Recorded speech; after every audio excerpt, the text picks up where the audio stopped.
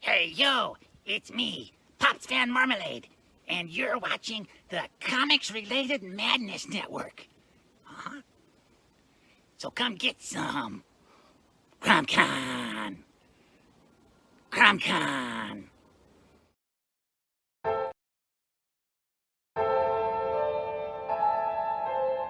Fairview's coffee has mysteriously gone missing.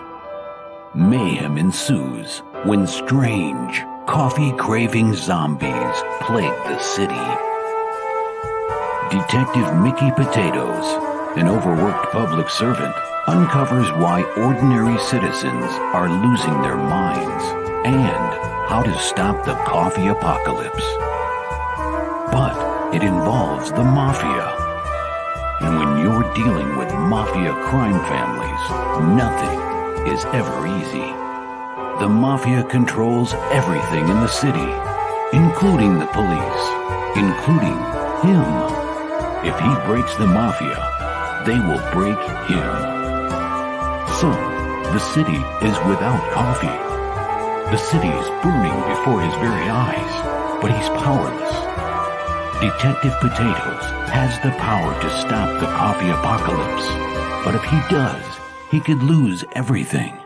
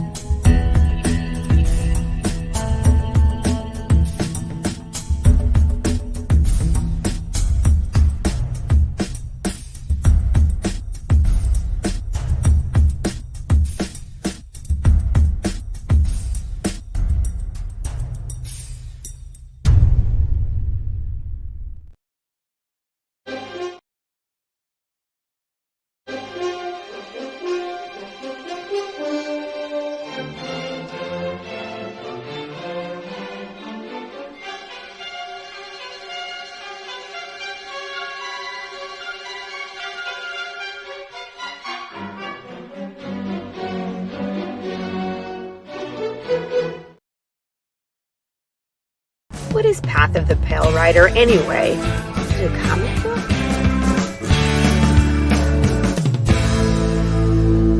No, that's not it.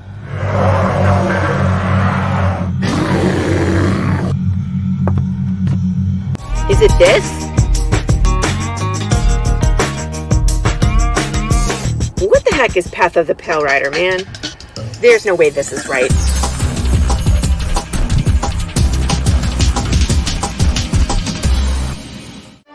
How about this? I have no idea. We're gonna rob a bank. Oh, it's this.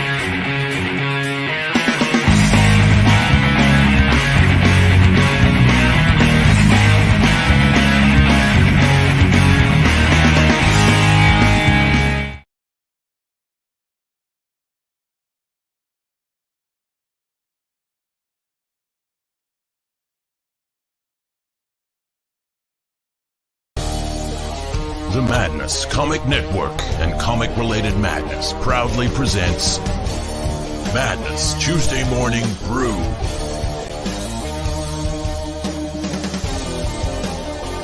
Tune in to our content on Comic Talk with Pops Van Zandt on YouTube.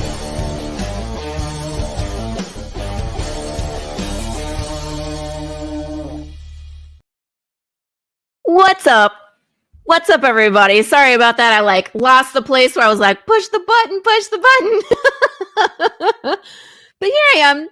That was my intro. Here we are. And it is Tuesday. I have my coffee. Look, I got a really cool Scully on my Yeti, which I just added. It's so awesome. I can make these myself. I love it. Just so you all know, Path of the Pale Rider issue number 3 books are in town. They're with my publisher. There was a few books that were either had a print issue or were shorted. So we're waiting for like a few more to show up, and then they'll be mine and I can get them all and start fulfilling. So I'm excited. Everybody will get them. I will take a ton of pictures. You know me. I'll post them all over the place for everybody. And then, of course, if you backed, I will be sending you your shipping label information so that way you can track your package. All that good stuff. As I choke to death. This morning, we added a new banner to Path of the Pale Rider Kickstarter program. So if you look, check it out. Here's a preview of what's coming. This is not live. It will go live September 18th, but it looks pretty cool. Whoops, that was not supposed to be shown. So you all got a little peek at something that's coming that I have not released yet, but this art is dope. Marco DeFillo finished it up last night in the wee hours. And there it is, Path of the Pale Rider. It's Jude St. Clair wading through death. And big James behind him roaring into the sky. So it's going to be awesome. It's going to be awesome. I'm excited. It's really cool art. And I'm excited. I'm going to post it just about everywhere I can because it's beautiful and Marco deserves all the recognition he can have. My guest today is someone fabulous. He's an artist, musician, and a podcaster. He wears a lot of hats. He does a lot of things, and I'm very excited to have him on the show. I had the opportunity to go on his podcast a little while ago, and we had a blast. So I'm looking forward to having another really nice time hanging out with Dre Daniels. Everybody say hello. What's going on, good people? Good morning. Hello. Good morning. Good morning. How are you? I am well. I am well this day. And I've never been called fabulous before. I think I want to be called that more often. Absolutely fabulous. I think I can put that. That's Fabulous Dre. Fabulous Dre DeBrute, right? That's kind of the thing that you go is DeBrute. That's it. Fabulous Dre DeBrute. I think that's happening now. Ooh, I like it. I think that's happening. Nice. You heard it here first, people. Fabulous Dre DeBrute. So for everybody who is not familiar with you, tell us about you. Tell us your origin story. Ooh, and good morning, Don. My favorite story. What's going on, everybody? I'm Dre DeBrute Daniels. I am a comic book writer, producer, director, editor, semi-music producer. I'm wearing so many hats. It's not See even what fair. I mean? And I missed so many. I was like, these are the 3 I know about, but I'm sure there's more. Usually when someone is that multi-talented, there's like 16 hats. Yes, always so many hats. I'm a podcaster as well, run the Brutal Plan Comics YouTube channel. We talk about everything in the media, comics, cartoons, whatever. And of course, promote my book, Treble, The Rhythm Within, which is my love child. Yes. It is. We always have a passion project.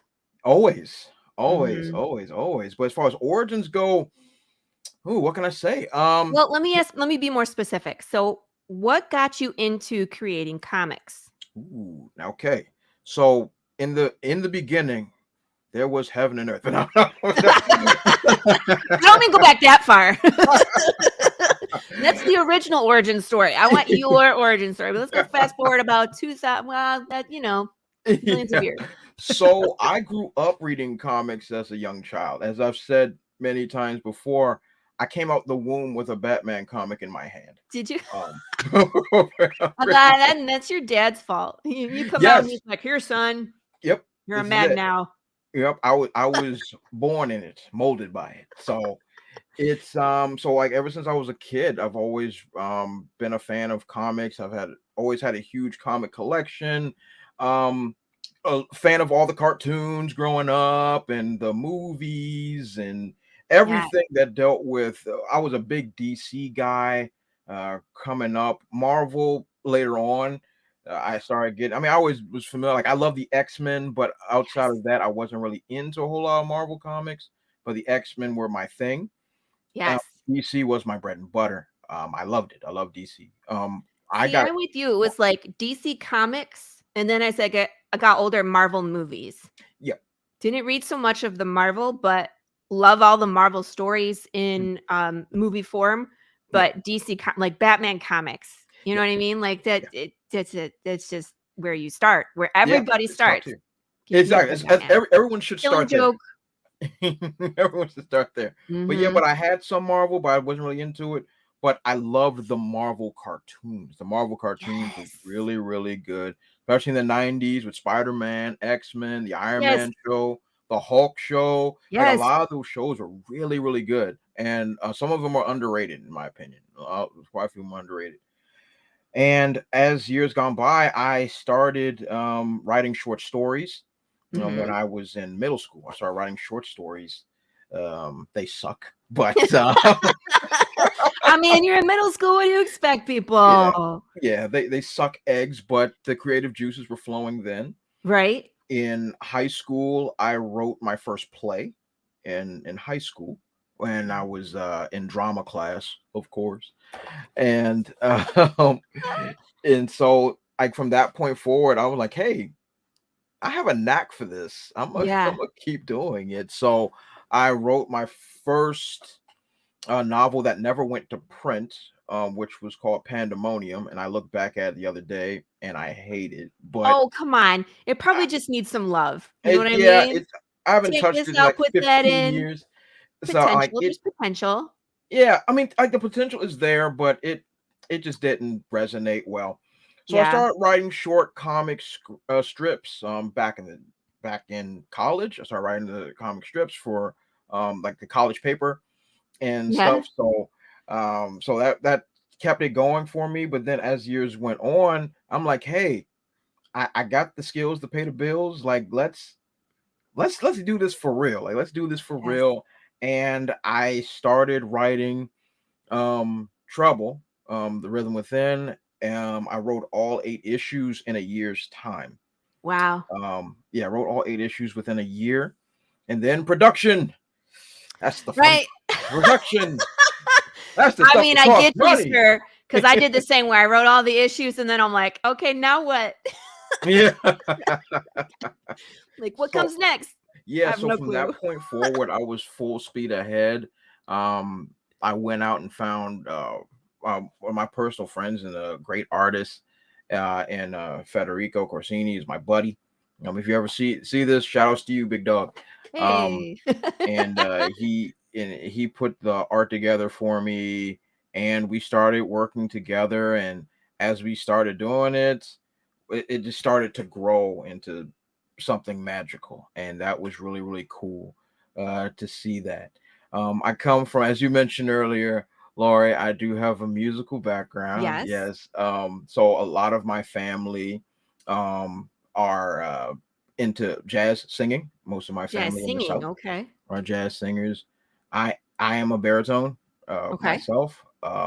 I I did a lot of covers back in the day for, believe it or not, punk music, because And why that the devil not? doesn't, Yeah, I so guess. I mean, why not? But still, it's like I didn't picture that, but I don't know. yeah, Why not?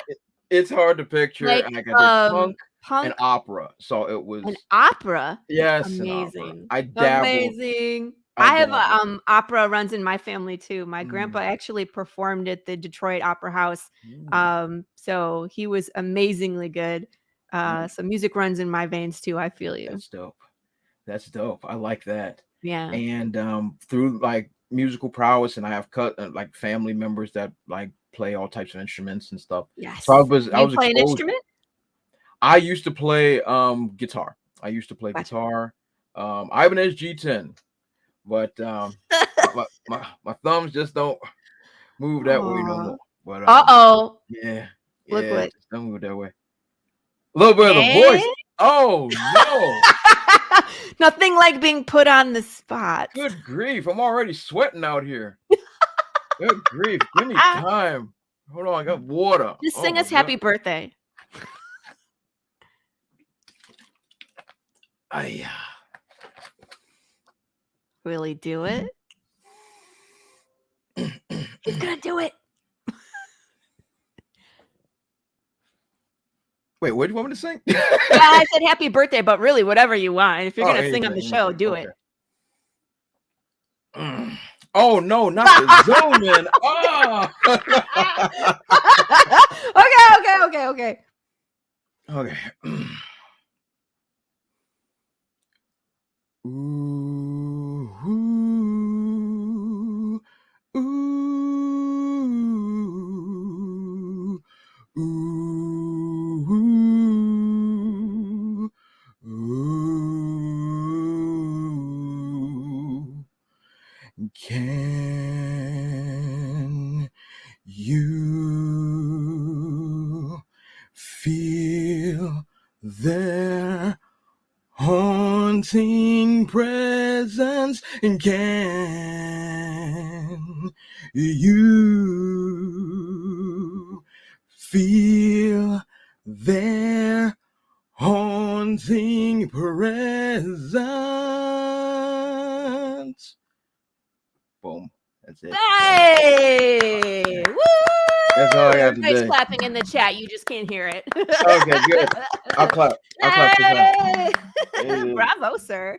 Thank I was you. like, I have goosebumps. Oh no. No. Oh, now I'm sweating bullets. Oh, it was Shirt. beautiful. Oh, but that's I lost my thought. No, we were just talking about how music runs in your veins, Yes, and that's yes, it part of does. your story. Yes, it does. And then so your story, the rhythm within. Yes. How did you come up with that? Was there inspiration? Yes. Was like what media were you consuming that made you think like, here it is? So a couple of things. So for those that don't know, my comic is a action adventure musical, Yeah. which tackles the mental and emotional effects of music on the human body, and it's used in a way that's both socially and stereotypical. So Okay. I did research first and foremost. Okay, first I was inspired because I had a concussion. That's first and foremost. I had a concussion. You had a concussion. I had a concussion. Yes. So I had Oh. a concussion playing sports. A concussion playing sports, and my buddy was sitting next to me. He was like, "Oh man, you okay?" And I said, "Hey, have you ever wondered what happens if music gave you superpowers?" And I just- So you had some minor brain damage, Yes. and this thought came to you. Yes, that's correct. We don't recommend this at home. No, Do not please don't. recommend that you get brain damage Please don't. to write a comic book. In fact, I think I have a disclaimer somewhere. Maybe not. It's not in my show. Where is it? Here it is. Yep. We don't necessarily recommend that you need brain damage to write comics. Don't do it. Agreed. You definitely don't need it, and I don't recommend it. And so it came to me, and then once I, got better, I said, "Did I say something insightful. Crazy? He was Maybe like, it yeah. was genius or Yeah, was he's it like, you had a crazy? really good idea. I said, that's like about music. Like, yeah, because I used to think about it when I was a kid, and then just, it was gone. Right? And so I was like, hey, I said, so let's think about how does music work? What does music do? Like, it goes into Yes. parts of our brain that affects our emotions, our thoughts, our feelings. It goes to nostalgia, all those things music affects. Yeah. So I had to sit there and think about, like, so coming up. Max, hello, good morning. I don't know what to say. Maybe Maybe. we all need a little bit of brain damage to think that it's okay. We can be brain damaged Yeah. together. Yeah. So it was just very organic, and I started to think about I started to think about how music affected me. And then, like, growing up, I grew up in Washington, D.C. So I grew up in a melting pot of a lot of different people, a lot of different cultures, a lot of different everything. And Yeah. when I was a kid growing up, like, we were always told, because it's like first Bush and all other stuff, like rock and rap's the devil's music, all that nonsense. And when we as kids, we didn't really agree with any of that stuff. So, and I used to think about, like, what they say rock music used to do. Like, they make people aggressive, make people do bad things. It's Well, rebellion music, in And some aspect, I think it can. exactly. Now, is it gonna like cause everybody's society to collapse? No, but at a rock concert, we've all seen that mosh pit. Yes. we have. Yes. So I took that idea and I said, you know what? There's truth to that. Mhm. Not full truth, obviously. Right, but, right. But there's nuggets of truth there. Yes. So I said, okay, what can rock gonna make my character do? Like, okay, he's gonna become more aggressive and he's gonna get super strength. I said, that'll be perfect. And he's gonna have a physical change as well. So when he listens to rock music, he becomes this hulking beast-like creature, and he's more aggressive, and he's just trying to get stuff done, and like it's hype. There's hype involved. Yeah. So I wanted to do that, and I was like, hey, let me do like that. And I took hip hop. I said, what's hip hop? Hip hop is gangster. It's hardcore. It's in your face. It's gritty. It's tough. I said, what if hip hop gave him armored skin? Yes, that's what I was gonna say. What if you had armor? I feel you. You see what I'm saying? Mhm. And I just kind of use those ideologies and my connection with different music genres to create these different abilities that will coincide both literally, quite frankly, and fantastically at the same time. So I thought that would be really cool, and I think it worked out really well. How many genres does he listen to? Like all of them? Does he do classical? Does he do heavy metal? Does he do, and you said opera? So to make my life easier and Yeah. easier on my artists, to say the least, I have done what I call, in this series anyway. In this series is general. So let's say if it's a hip hop transformation, that will cover trap, rap. See what I'm saying? So like so it won't so be you get like a whole 500 group different of things. them. And like a rock transformation covers punk, metal, so on and so forth, like that. And so I was in this thinking too. story, Wait, I didn't get that far, but this person beat me to it. Look. event, Or go ahead. No, you say it. so that's coming I knew it. as we speak. Or I mean, you could even like just have QR codes hidden in the art that send people to the music that inspired the scene.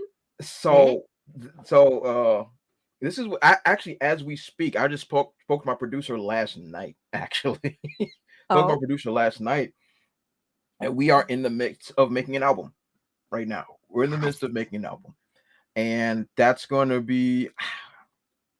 I'll tell everybody. Is your producer going to kill you because you're going to be like, so in this song it's going to be metal, and then the next song it's going to be rap, and he's like, I don't want to produce 17,000 No, not interested. I'm not interested in that. Okay, just checking.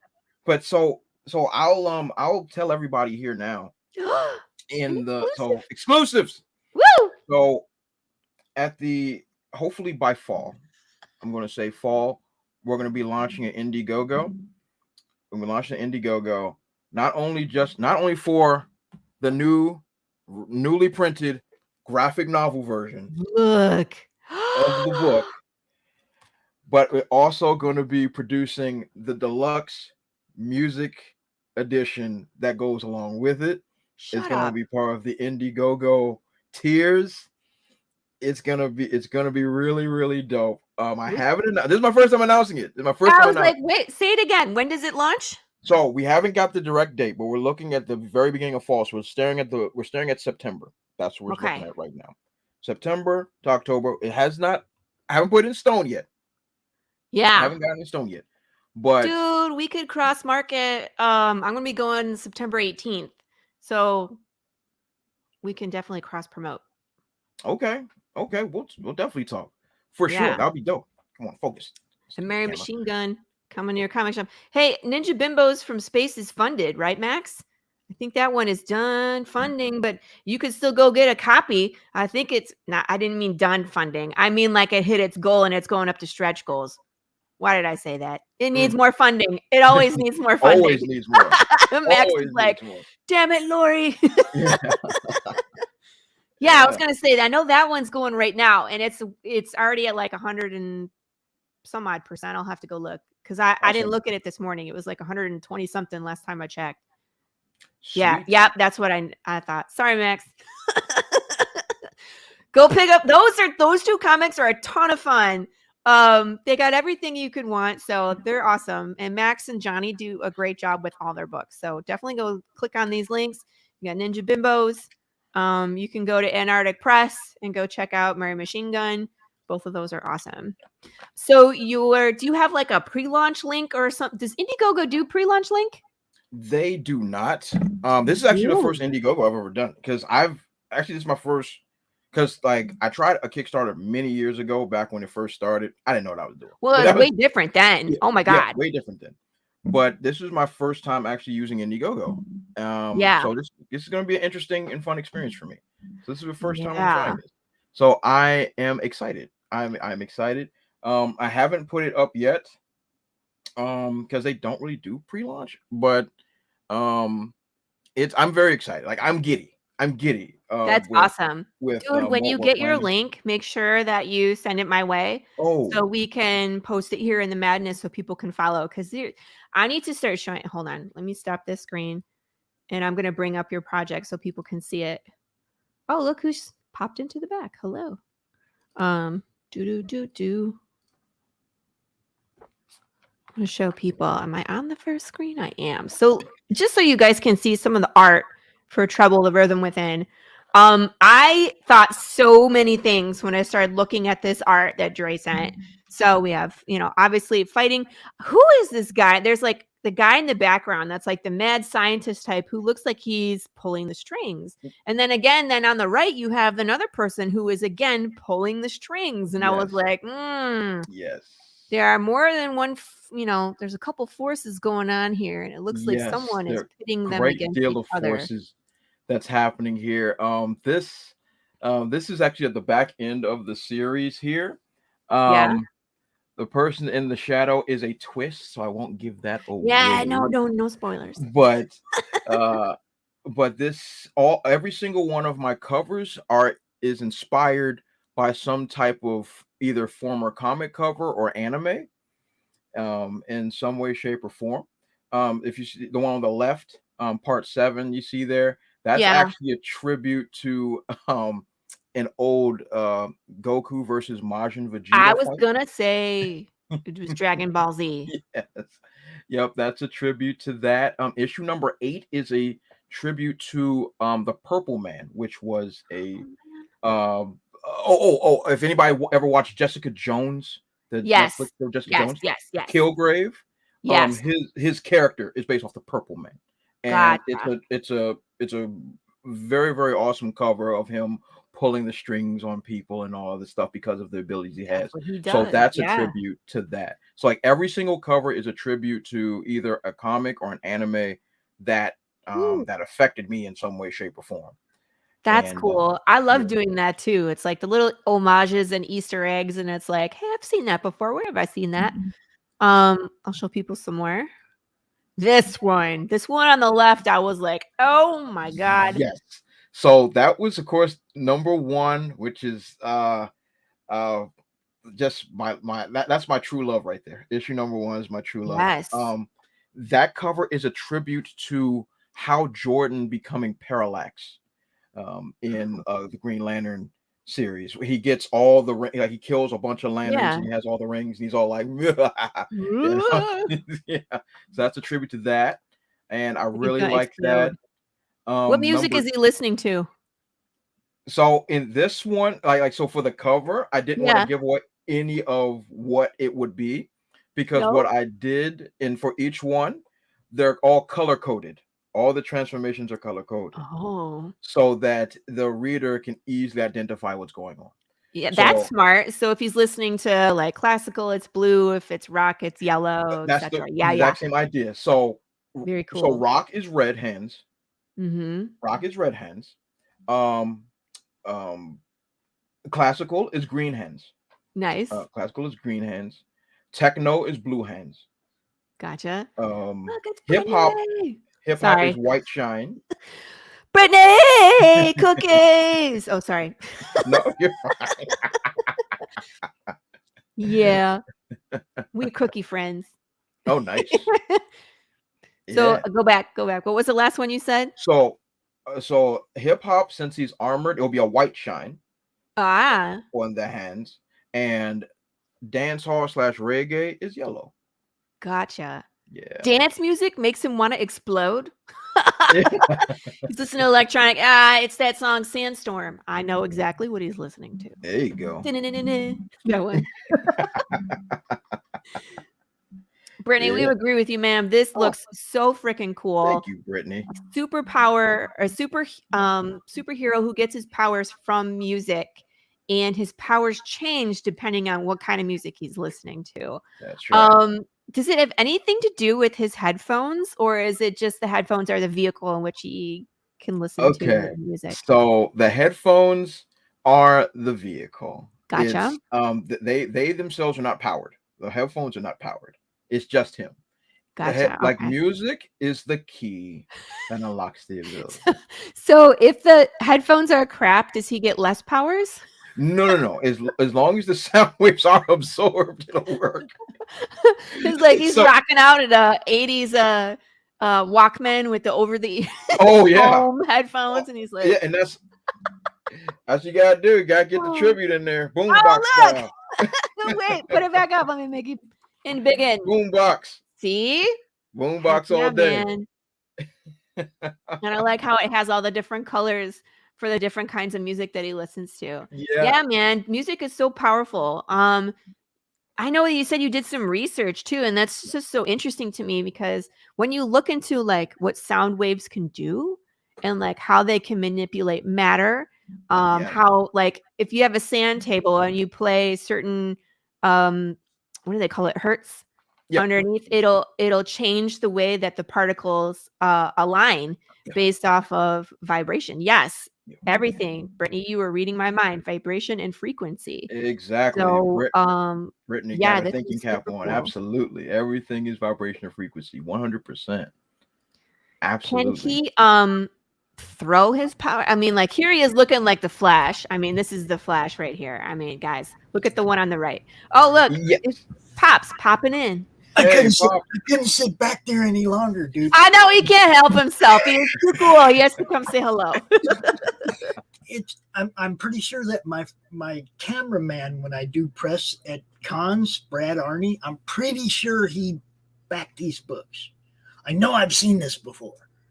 Really? And I'm almost positive it was from Brad posting it on his Facebook. That wouldn't surprise me. So, dude, I just wanted to around. Music and comics and all that blends together beautifully. Thank you, Pops. Awesome. I appreciate that. I'm definitely going to be following this one Didn't I say I was like, please post your links when you get them for your Indiegogo because I know Absolutely. people are gonna want this. Absolutely, I said absolutely. you on Indiegogo like I was Facebook, drunk. Trey? The Indiegogo. I'm on Facebook.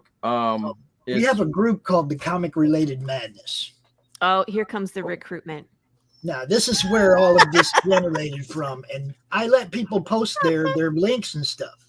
Yeah, it's a awesome. promotion and networking group. It's not a, hey, look what I am, who can beat who. It ain't none of that crap. It's promotion and networking. Drop your link there at least once a day. Let people know what you're doing. Sure, Pops. That sounds like a good plan. I'm with that. Yeah, absolutely do that because as you know, how I Indie is know. super supportive of each other, and this project is, of course, something different than what you typically see, and so cool. Beautiful. Look, Max wants to know what kind of powers does Cannibal Corpse give?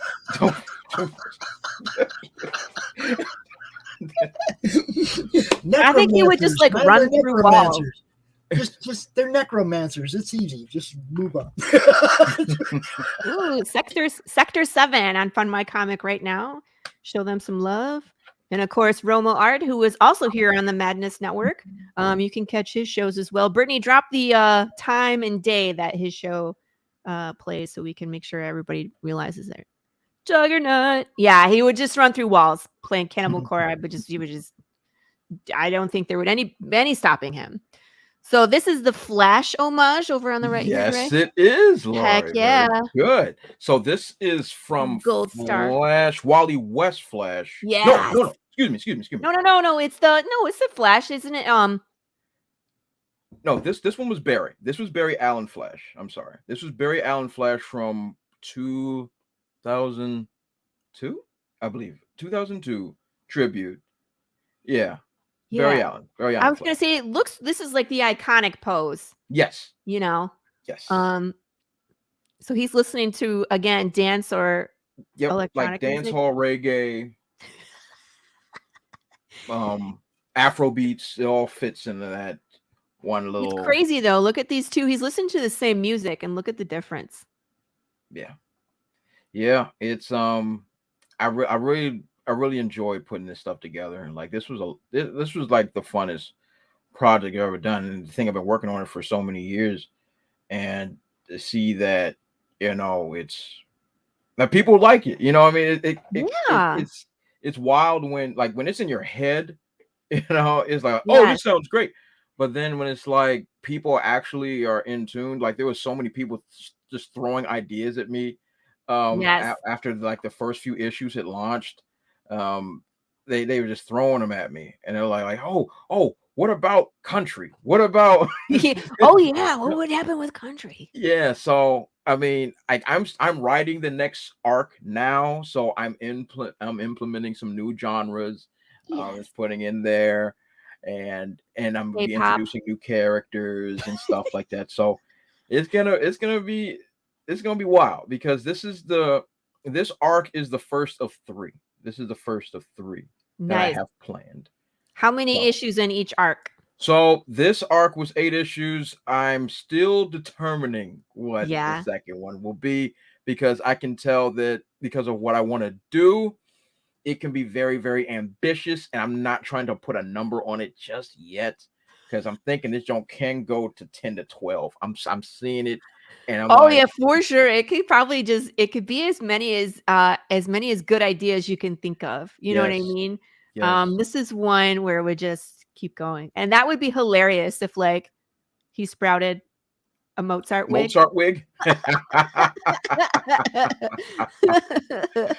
And she says, kidding. I love it. He'd be like, what is this?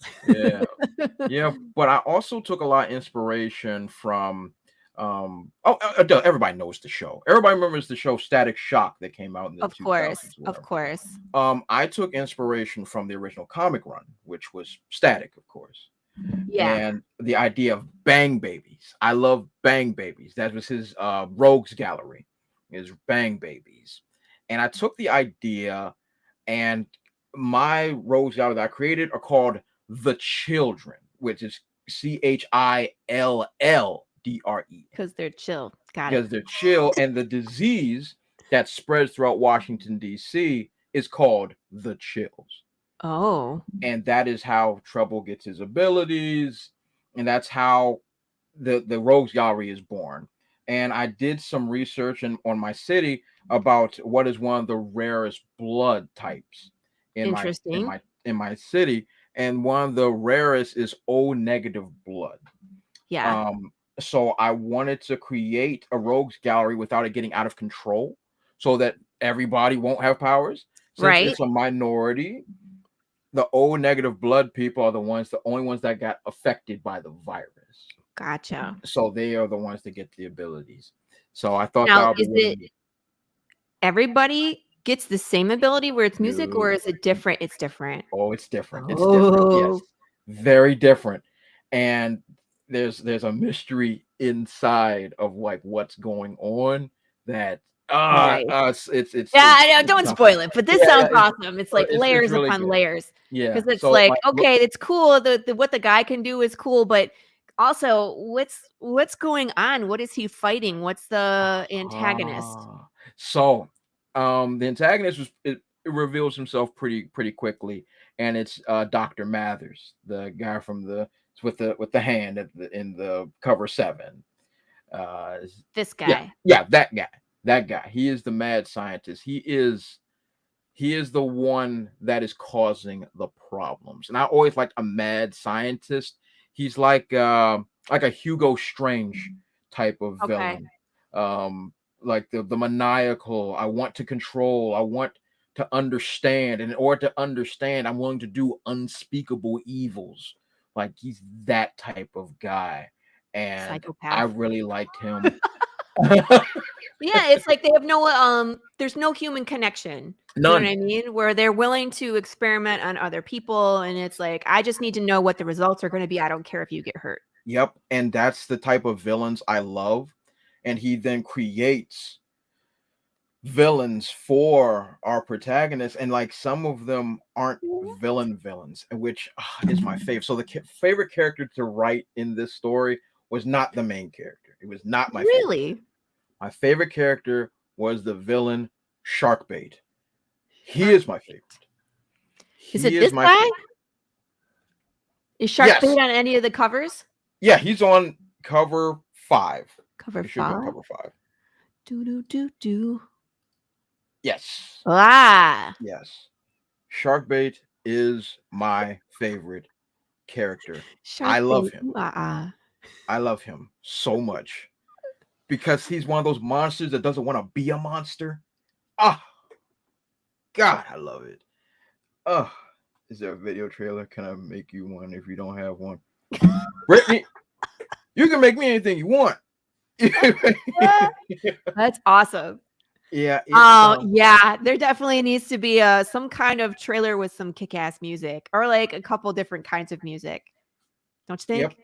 That would be tremendous. You're like, I will add that to the list of the 17,000 other things I'm working on. I laugh because I know. It's true. It's true. Elbow deep in 40,000 different things. But Sharkbait was my favorite character. He does not want to be a bad guy. Because he doesn't want to be a villain. He just looks super scary, and people just assume, or it's like he was forced into a really bad situation that was completely out of his control. And then, of course, based on the way he looks, people are, he's a monster. So you're going to assume that he's here to hurt people. So he looks scary. Yeah. I can see why people would just run and not ask any questions. No questions. But he's a nice guy. But he gets forced into a horrible situation and then has no choice. It's heartbreaking. Like, it breaks my heart. I'm thinking about it. I wrote the thing. It still breaks my heart. Like, I love it. Because that's how you know, like, your characters take on their own life, where it's like, well, he's doing this now. Sorry. Yeah, I feel bad, but this is what he would do. Kind of reminds me of Monster Girl from Invincible. From Invincible. Yeah. Where it's like this unassuming little girl, and she turns into this giant green monster Hulk. And it's like, you know what I mean? Where it's like, she's super nice. She kind of has a chip on her shoulder because of what she turns into, but it's like, she's really a nice kid, but there's a lot more to her story. I'm there's simplifying so it. I'm much sure to people, it. And like, so I got a lot of inspiration for Sharkbait from the Creature of the Black Lagoon. Yes. Creature of the Black Lagoon, and a little bit of Hulk. You know, yeah, I want can see that. torn pants in there. Sharkman. Yeah. So I really, really like this character because it's a nice guy. But it's just, man, it hurts me. But really, we would have no idea looking at this cover. He wouldn't know. Just an unassuming guy. But he gotta do what he gotta do. So this cover is a tribute to a Supergirl comic from 2003. Really? In which Supergirl is being held up by Lex Luthor in his armored suit and stuff. So yeah. I can see it now. To that. And but I really like I've said it 1,000 times. Issues 4 and 5 were my favorite. Issues 4 and 5 were my favorite. Being up a karate master? Yeah. You got to learn. No. You got to learn how to control your powers. This is the hero's journey. This is his training montage. Yeah, we gotta learn now. Yes. So, very important. And I think that's very important for any character growth and for the audience to connect with them. If they're awesome just for being awesome, then you're like, okay, well, what did we learn? You know, nothing. Then he's Superman, right? It's like they don't have any character development. They're just overpowered, and nothing can beat them. Yep. You got to have some flaws. Yeah, you have to. That isn't a glowing green rock. So, that's one of the things that I really, really focused on, because I believe that character moments should be earned, not given. I don't like the idea. Like you said, Superman. Superman is the most boring character ever written in the history of everything. We had a debate about who had better character development, Marvel or DC. And I was like, none of them.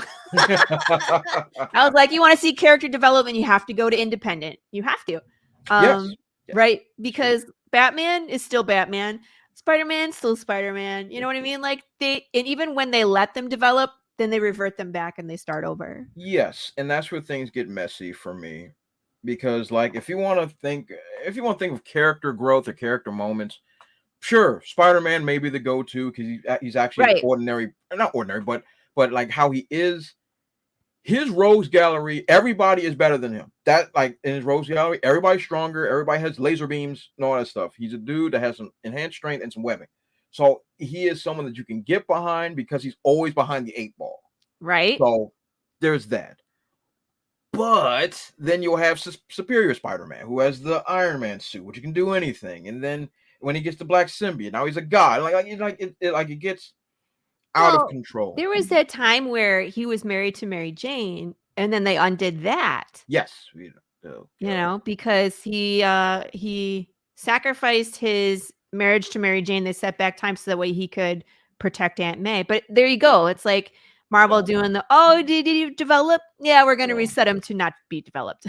Dumb. So that's why indie is so great, is because you get these moments where a main character is flawed and isn't the strength. He has to level up. He has to grow in order to continue on his task. So that's why it's like, don't you want to be reading indie, people? It's so much better. A whole lot better. Indies is where it's at. No question. Did you name this guy Mr. Miyagi? I'm just curious. So he is actually he's actually a tribute to my cousin. Actually, I have a cousin. Your cousin is Mr. Miyagi? Close enough. Sorry. He's actually tribute to my cousin and every stereotypical grandmaster ever made. And I love this character as well because everything he says is a grandmaster cliche. It's great. It's terrific. There is no having a regular conversation. None of that garbage. Everything is a wax on, wax off reference or use the force, like any type of stereotypical grandmaster you can think of. That is the way he talks. You know what? We haven't even established what's your main character's name. Oh, right. Duh. So the main character's name is Zamir Green. Now, where that name comes from, Zamir, it means songbird in tree. It's a different Nice. It means songbird, and Green is actually a tribute to my mother. That was her maiden last name. Nice. So Zamir, does he like when the guy talks in all these cliches? No, he doesn't. Him off? He hates it. Yeah. That's what I figured. Yeah, he hates it. You shut up with that. Yeah, he's like, oh my God, just talk regular. Yeah. Like it's nonsense out of his mouth all the time. That's gotta be amusing. So his name is Zamir Green, and in the beginning of the arc, he is he's a high school student who just finished the 11th grade. So summer just began.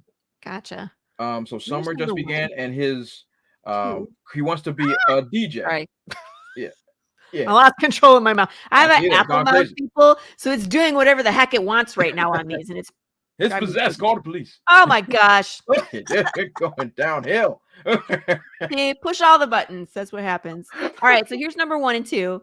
So he's in 11th grade. This 11th grade. Yeah. Giant piece of meat. Sorry. Yeah. These kids are big these days. In 11th grade. So he's 11th grade. He just finished 11th grade, going, and the summer began, and that is when the water supply in Washington, D.C., for those that are familiar with the water supply in Washington, D.C. on 295, it is the worst smelling thing on earth, by far. Worst smelling thing I've ever smelled in my life. Oh my gosh. And so people were drinking that, and that's how they got infected with this. So the water treatment plant that's in D.C., it smells horrible. So there are henchmen that go and poison the water with a mutagen.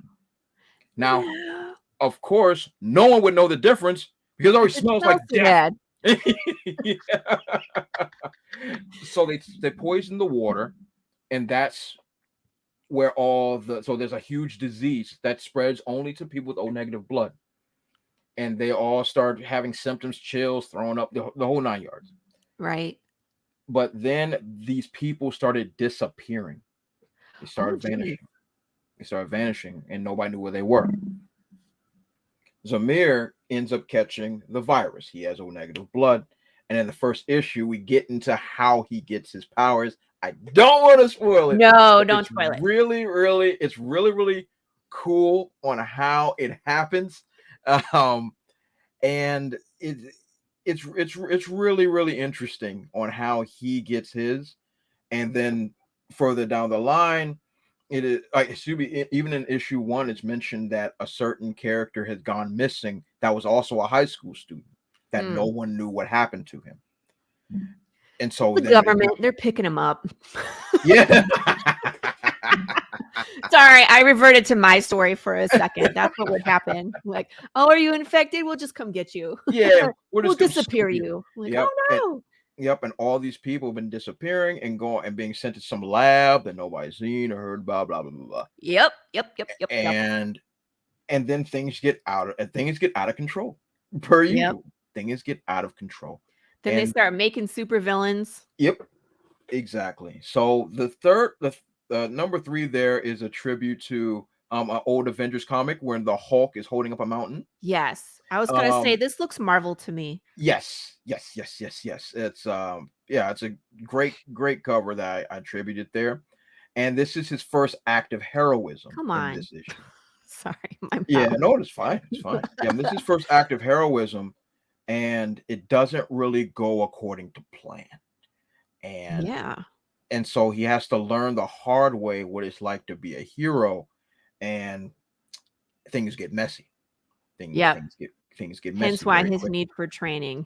Not so smart. To the game. Okay. Well, writers, we figured things out, right? Oh yeah. We have that innate ability to see what comes next. So now we have a training montage. Yep. So that's it. Yes. Issue 4 is a training montage / origin of Sharkbait. Oh, yeah. It's Well, you so got to have him in there so that way he can do his next issue. oh, it's because the story is 1A. 1A is Sharkbait story. 1B is the training, and it comes together. Oh, at Nice. the end of this issue, it weaved together so well, and I was very, very proud of it. And then issue 5 is just Shark bait. it just breaks my heart. Like issue 5 is the major confrontation. Plus, we get so there's a recurring character that is my April O'Neil, more or less. Oh, she's in the background. Is that a camera around her neck? Yes, yes. And she's wearing yellow. That's perfect. Yes, tributes.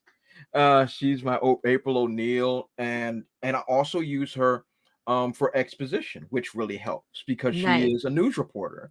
So so you're able to get exposition without it being thrown in your face all insanely, because she's reporting the news. So it flows really well. And so like she plays a really big key role in issue 5. Man.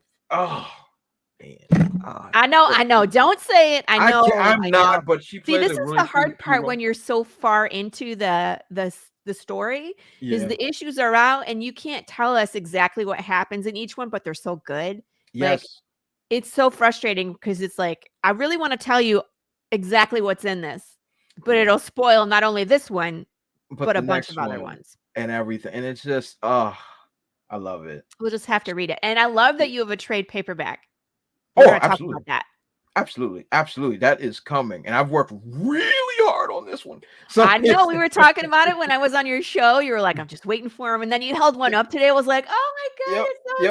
The test print finally came. And now I'm so excited. So that's awesome. Issue 6, this is the joint that I really like. I mean, I really like them all, but this cover is very, very obscure. I don't think anybody will actually get the reference that I'm doing. Back in the 90s, there was a Sega Genesis video game called Kid Chameleon. Very, very few people. Remember the name? I don't think I ever played it. Probably not. It was very obscure. And in the game, like it was like it's a side scroller, and then you like hit rocks like it's Mario, but you'll get a helmet. And whatever helmet you get a new suit of armor. And you do whatever that ability. If it's a ninja, you got swords or whatever. So the elbow to the wall thing is a tribute to an inside back page cover of the original Sega Genesis. That is kind of very limited. Very obscure. You know how many people got it? One person. One person was like, "Is that Kid Chameleon?" I'm like, and you were like, "Yes, like, yes, it is, yes." And I designed. As you can see, he's no longer wearing the headphones in this one.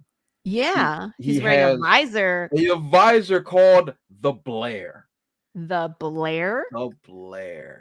Oh, yes, and fancy. it works like you send music to it. It's a retinal scanner, the whole 9 yards. Nice. And so like he has as his traditional guy in the chair, and he has another friend that is wealthy. I was like, they try to make those, Dre. Huh? A Bluetooth visor with over-the-ear headphones. Yeah. You're doing that too. Very dope. Very dope. Yeah. Oh yeah. Absolutely. It's like 16,001. That's what is on your list.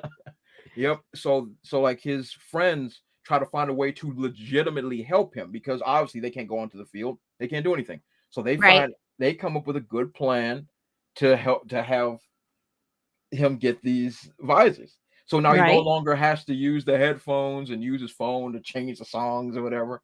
So he can do his voice activated, so he can change whatever song he wants instantly. That's smart, because what happens if like your phone gets broken, your music source gets lost? We in trouble. Yeah, we in trouble. So this tribute is very obscure, but I really, really like this issue because this is the setup. This is the setup to the big finale. I see. And a lot of questions that's been built up in the previous 5 issues start coming to a head, and they start putting some pieces together. Who's on the why lady? things are the way they are. So it gets dicey. Yeah, that's Dicey. awesome though. I mean, that's Yeah. what the series is supposed to do when you have an arc. It's like, here's a main character, here's his origin story. He's in trouble, he has flaws, he gets better, and then we got to build some conflict so that way we can have a resolution. Yeah. It sounds like this arc has everything that a And reader would want. that's what I So wanted it to do. I wanted it to have everything. here's Dre's site for everybody that's looking to get some comics and follow what he's up to. Yes, All please his do. stuff is there. Please do. Please do. Who's the lady on number 6? Can you say? Oh, I can say. I can Okay. say. She is the assistant to Dr. Mathers. She is the lab assistant. She don't look like no lab assistant. Oh, she does not look like no lab assistant, but she's got some tricks up her sleeve. She's a femme fatale for sure. What pops? Did he say Dr. Madness? Mathers. Okay, Mathers. Okay. I almost got it. Almost. Pops is the man. His name is Pops because he pops in and then he pops back out.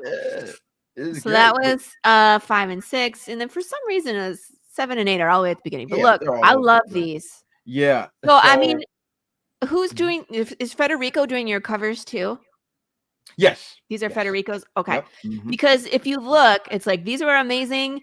Ooh, these are getting better. Yep. Ooh. And then when we get to here, I'm just like, okay, somebody leveled up. And that's the same thing we talked to. Like we've grown together, you know. Yes.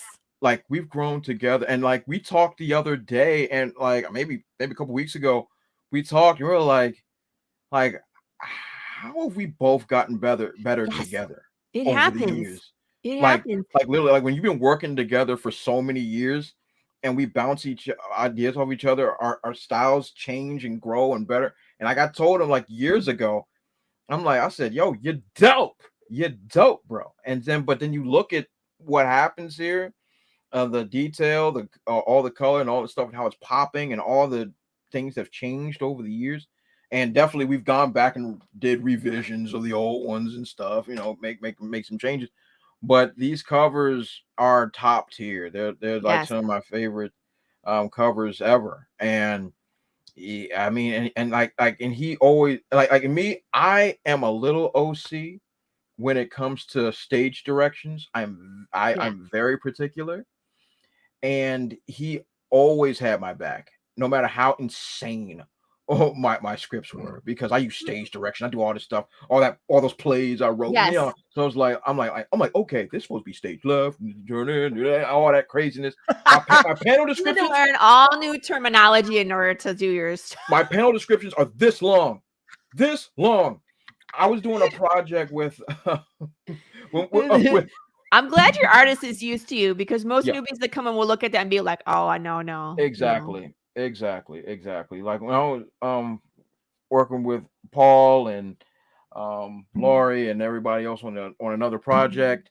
Yeah. And I said, here is my script. They were like, Andre, this is the most detailed thing I've ever seen. I said, yes. I don't have time for guesswork. I have a vision. No, and I mean, you're saving time by giving that much information instead of having to have artists redo and resketch and blah blah. It's in everybody's best interest to give as much information as possible so it can get on the page the first time. And I agree. That's my opinion. I know. I agree with that 110%. Because if you leave it to guesswork, I don't know what's in your head. I don't. Right. As much as I'd love to read minds, I don't have that power. So especially as an artist that's trying to write or craft a vision that was in someone else's head, you have to be detailed. And that's the way I did it. And the same way with the covers. And I always gave him the creative freedom with like color palettes and stuff like that, because I want it to still fit his own, you know, because we work together, and I want his art style to shine. I don't want it to be oh, do it this way. Like, no. I want your art style to shine, and that's one of the things that I've always pushed. And I think it's been beneficial over the years. It's done wonders. Yeah, for me, so. yeah. I think Yeah. you guys have a good working relationship. I think it shows in your art, and how polished the books are. Just so everybody's aware, I know you've heard me talk about Any One World, which is a digital platform through ASAP Imagination. Paul Hades has been on the show. George Medina has been on the show. You guys have seen a lot. You're going to be seeing a lot of the Any One World people kind of roll through. Dre and I are both part of Any One World. So here, if you're not familiar with ASAP Imagination, they are a publisher over in the UK, and they have, here's their main page. So they have their own like main series that they write and they handle, but they also have this digital platform. Oh my God, look at Morgan. Oh, Lord have mercy. His campaign just recently ended at like 130 something %. So congratulations, Morgan. I'm looking forward to getting my copy of that. But if you want to keep scrolling, we have this Any One World, which is all independent creators like Dre and myself. There's Paul Gomez. There's a ton of people here. Here's George Medina's book. So I just want to show you, look at the digital. So you can download all of these. Here's Path of the Pale Rider 1 and 2. We're going to be adding number 3. Let's see here. And you are on page 2, I believe. Yes. So here's all of the number 2. Look. Treble. You have up until 5, 6, 7, 8. No, all 8 are here. Mm-hmm. Amazing. All 8. Why is it? Share this tab. There we go. I was like, what is the problem here? Here it is, people. Look, all his books are available for digital download through ASAP Imagination. But I just wanted to point out, what a cool spot this is. And they're always looking for more people. So this is all digital download stuff. Here's Carissa. Carissa's here. She has 3 here. She's on like number 8 at this point. She caught up to you in less than a year. She did. She ain't playing. She's not playing. She's not. Carissa is currently campaigning. Please go check out Worthy Chaos as well. She is into her stretch goals. So, and here's Nems. Nems the Long Game looks amazing too. I haven't read that yet. There's so many good things here. So many good things. Here's Path of the Pale Rider. This Babies with Rabies looks hilarious. That's Laurie's, right? Yeah. She's going to be on the show soon too. But there's just lots of good stuff here. So you feel free, you guys, to go check out ASAP Imagination and Any One World. You'll see myself and Dre there. We're, lots of other very talented people. Very talented. Close out of that. Yeah. And they once again, like you said earlier, indies is where it's at. That's where all the passion is. That's where all the work is being done. And I don't think it's even debatable anymore. I mean, it's not. Yeah. I mean, the show I was on when I was talking about that character development, there weren't necessarily comic book people, but we were talking, they wanted to focus on Marvel and DC, and I was just like, it just doesn't compare to indie. And I mean, like, we can even just talk about like Image, right? Sure. And that was like, you want to talk about character development? Let me talk about The Walking Dead, or let me talk about Invincible. That's character development. And the difference between what you're getting with the big 2 and everybody else who's in indie is that in the big 2, there are multiple writers with the same property. So they're always restarting it because someone else is coming in. Otherwise, you'd have one gigantic story full of loopholes. Right? Oof. That hurts my stomach thinking about it. Oh. Exactly. So that's why they're like, well, we're going to restart so that way this new writer that's coming in can have a fresh start and could write whatever kind of canon they want to. So if you're looking for that continuous story with the fan payoff, with the character development, with the hard hitting, you know what I mean? Emotional blows, you have to go to indie. There's no comparison. It's not even close. It's not even close. and this is coming from someone that's been reading Big Two and Dark Horse, I guess Big Three, Right. for I would decades. say Dark Horses. Yeah. Yeah, if you want to throw them in there, like for decades, Mhm. and I used to, I mean, love, but over the years, it's just the same. It's like if you wore the same black shirt every day and washed it, that black is going to turn gray really, really, really quickly. It'll And fade. that's what's happened. It's not refined anymore. It's not pretty. It's not, you can't go on a hot date with it. It's over with. And indies are the fresh t-shirts. They are. It's not, it's like hey, you want something fresh, you want something new, you want something that's captivating, you want something that'll make your mind work. Indie. Over here. Exactly. And I've always said it is because we have no choice but to be good. Right. That's always been my answer. Like, you can't suck. You can't, because everyone's Well, like, I mean, you if I can want suck, trash, but then people will just stop reading. exactly. You can't afford to not be good. Right. So it's got to be good, and it has been good for quite a few years now. So if anybody was ever on the fence about if India is any good, it is. It's very good. That's why we're still here, and that's why Dre has 8 issues and a trade paperback. Because again, if it wasn't good, it wouldn't be here. That's it. Unless you won the lotto and then it didn't matter. You could just spend all the money. Trust me, I would love the lotto. I like the backstroke and gold coins. Call me Scrooge McDuck. Let's do it. Right? Like, I wonder how dirty it is in that pile of money. I'm just curious. Oh, But I filthy. mean, he probably washes it because he's Scrooge McDuck. He's rich. He can afford to wash gold. It's crazy. That's nuts. That's nuts. But yeah, but I really like the fact that indies is on the rise, like legitimately for the first time in my lifetime, anyway. To see that people, the viewing public, reading public anyway, are like, hey, this was really cool. I really like this. I'm gonna go and get more of these and everything. Like, I produced 8 issues. I mean, Right. I can't do that if people didn't like it. So if you haven't been using Kickstarter and this is your first Indiegogo, how have you been producing these books? Independent. I independently Just out of funded, pocket? out of pocket, independently funded. All 8 issues.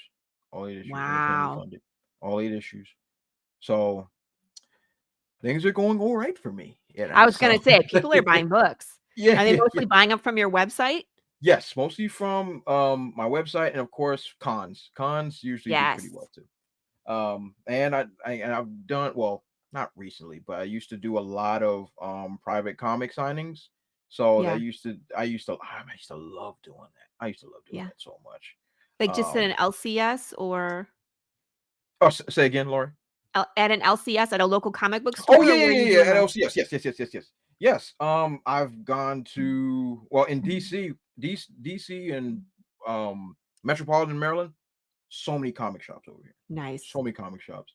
I've hit up Third Eye. I've been to Alliance. I've been at Universal Comics. Like, I used to just make the rounds every time I released an issue. Make the rounds, and then because I like cons are great. Make no mistake. Like, I this is the first con I've missed this year. This is the first con I've missed. This year had some health stuff, so I couldn't make it. But cons are great. I love cons, but it's just something about being at the local comic shop. It's just something. Yeah. I just feel like I have more time to just sit there and just talk with people that are coming and talking about the work and stuff. It's just something about it. I don't know. Maybe because I'm a city boy, but I got small town feels, I guess. I mean, I don't know. What does that mean? Yeah, I don't know. It's just like I mean, like, I like small, intimate groups. I think that's the thing. Okay. I think that's what it is. So like, cons are great, a lot of flow and all that other stuff, but it's just something about Yes, sir. Something about it. What's up, Pops? I have to do this again because I'm checking out Dre's stuff, right? Yeah. Dre has a YouTube channel. Dre does some entertaining stuff, gaming, all kinds of stuff. You need to join the Madness Network, bro. I'm just saying. Pops got another sales pitch. I'm just saying. We're building a Roku channel for content creators. Oh, that's pretty sweet. Like you, like me, like her. Oh. Okay. We're building a Roku channel because it's a different audience. Those people don't YouTube. We need to bust out of this YouTube bubble. Not only that, but we're eliminating the censorship and the YouTube overlords that decide what you can and cannot say. On a Roku channel of our own, you pretty much, as long as the DMCA isn't up my ass, you can do whatever you want. You know what I mean? So think about it, man. We're launching a campaign on the 2nd of September to finance the server costs, the development and everything. The guy who developed the American Horrors channel on Roku, Max, who was in the chat earlier. Okay, Max was in the chat earlier. Max He's is like, the one gotta that's be going to brain develop damaged our to be in channel. comics. That's Max. Yeah, he's building our platform over there as well. So think about it, man. I see, like, we have game streams. We got all kinds of stuff on the network, man. Think about it. Think about bringing your stuff to Roku, bro. Just saying. Can I play my short that I Yes, did? you may. What do you mean, can you? It's your show. What do you mean? I just didn't want to interrupt. I just wanted to show. We've been working on marketing the Roku, but I was having some fun. Let me show you real quick. Okay, who's this other guy? You got to introduce this other guy now. Who? Rick. Oh. Rick?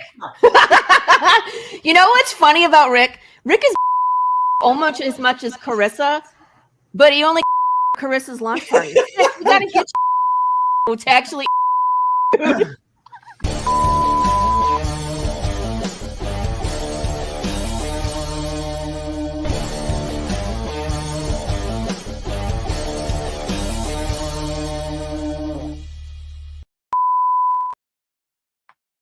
I like it.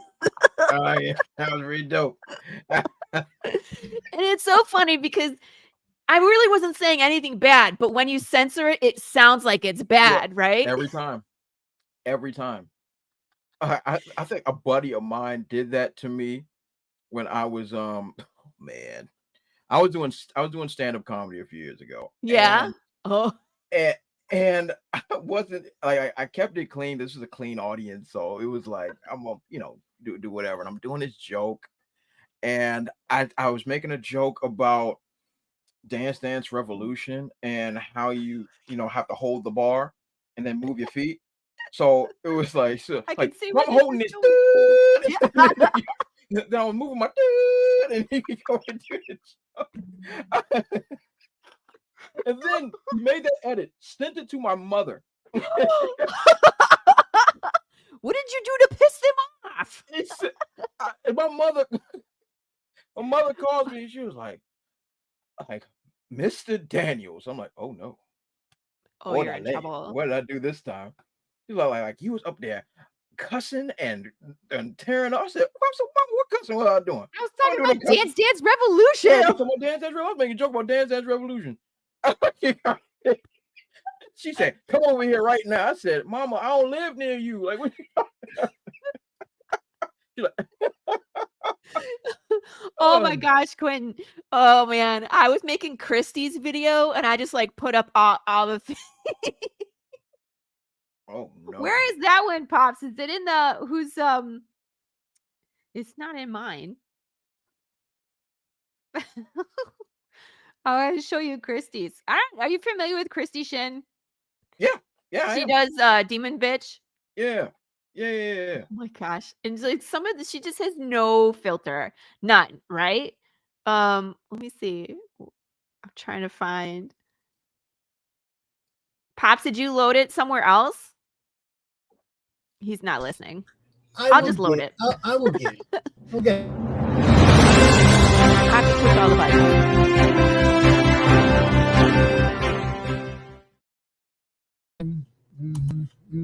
That wasn't it. I'll get it. I'm loading Christie's. That's the one I wanted to show because Christie's is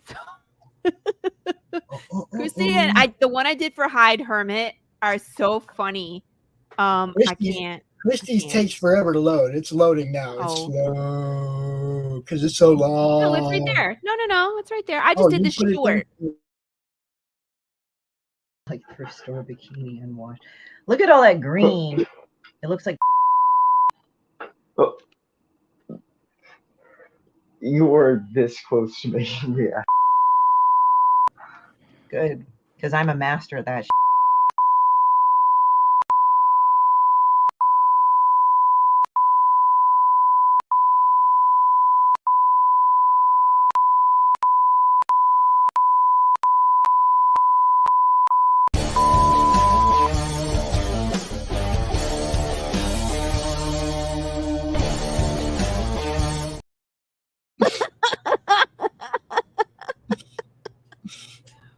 I'll do it. I mean, she has her own disclaimer. One of the things that happens, like Brian does the horror movie club on our network, right? On YouTube, on the YouTube channel. And sometimes they'll just black the whole screen out for like 5 minutes in the middle of the show, right? Because he's showing a trailer from a movie or something, right? Oh. And it's even chopped up and commented on. It's not even like the straight trailer. And YouTube will just destroy it. And it's like, why are you messing up dude's show? That trailer was shown on TV a billion freaking times. Right. Yeah. It's fair use, man. Leave dude alone, right? So that was part of it. And part of it was just there's a whole gigantic audience over there, man, that don't know nothing about what we do. I'm just laughing because Quentin was censored for absolutely nothing in Christie's video because he was there. He just didn't see anything and still got censored. Sorry. And Dawn says Christie's is funny because it's true. That one I legitimately had to censor. I was like, wow. I like Hyde Hermits because he uses those little anime puppets. Yeah. And I loaded that one if you want to play that one. That one is so fun. Wait, oh, you did put it in here. Look.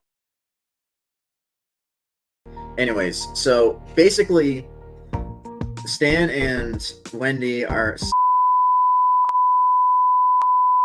with their phone or whatever, because like whenever Wendy wants to talk, and then Stan just gives to the message. Yeah. I find that really funny that he just gives a to the response. I'm like, wow, so.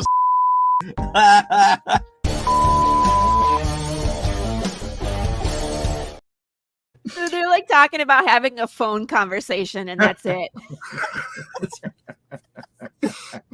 But those are some of the other people that are in the network as well, Dre. I'm serious, man. If you want to bring your stuff to the network, man, it's going to be very affordable to put your show on Roku, and you get monetization, you get your ad revenue from day one. You know, and like it's 2 months removed when you get paid, actually, but you actually start earning ad revenue as soon as people start watching your stuff.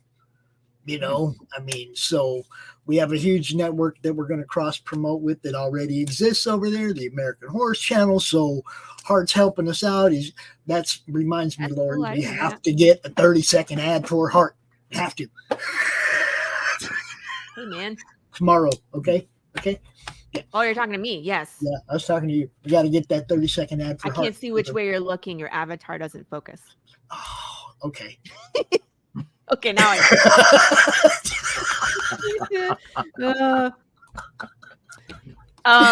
Ray, you haven't I'm going to let you get back to talking to Ray. You still got like 40 minutes, but I wanted to invite him because I looked at your stuff. We love gaming streams. We have a guy from Australia, MANTICORE, that does a late night gaming stream.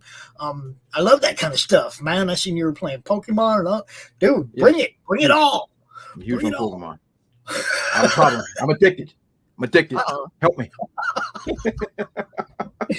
But yeah, I love that kind of stuff, man. So think it over. If you want to be part of the network, you are welcome, my friend. Sure, I'll hit you up, Pops, for sure. All right, cool. I did follow you over there on Twitter too, so that makes it easier. Do you know who didn't get bleeps? You know what? Besides you know why? I tried downloading Rich's and it wouldn't download with audio. So I still have plans to make a Drawstream one because that one seriously needed some censorship. There was one with like Quentin, Rich, and doc, and I was like, I could bleep this entire thing out. But the audio wouldn't download. So I'm waiting for a nice live one to get from the StreamYard, and then we'll get one with Rich, I promise. There was a couple of them that wouldn't work. But you haven't run a campaign in a while. Many years. Are you mentally prepared? It's a good question. That's a very good question. You know what it feels like to run a campaign right now? At this point, I mean, it's been so long. Let me give you an example. Hold on. I think I'm bleeding. Am I bleeding? Ow! Ow! Nose and lips! Okay, ow.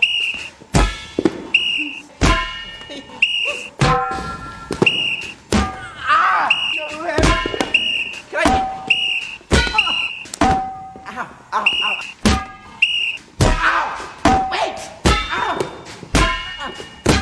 Ow! Please, Mr. Hood. Oh, Justin Long. We tried to make him into a movie star. Oh, man. That's your reaction? That's awesome.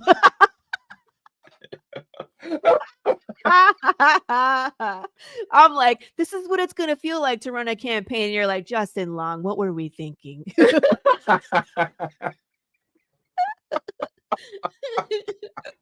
But yeah, I mean, there is definitely some pressure I'm thinking about because of all the footwork that I'm gonna need to do.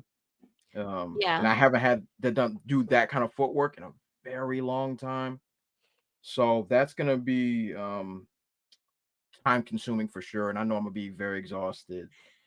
And so like I'm trying to eat my Wheaties and say my prayers, and I can try to get through this. So I'm thinking, like, I mean, once I've got all my ducks in a row and all my stuff is ready to go, I think I'll feel better.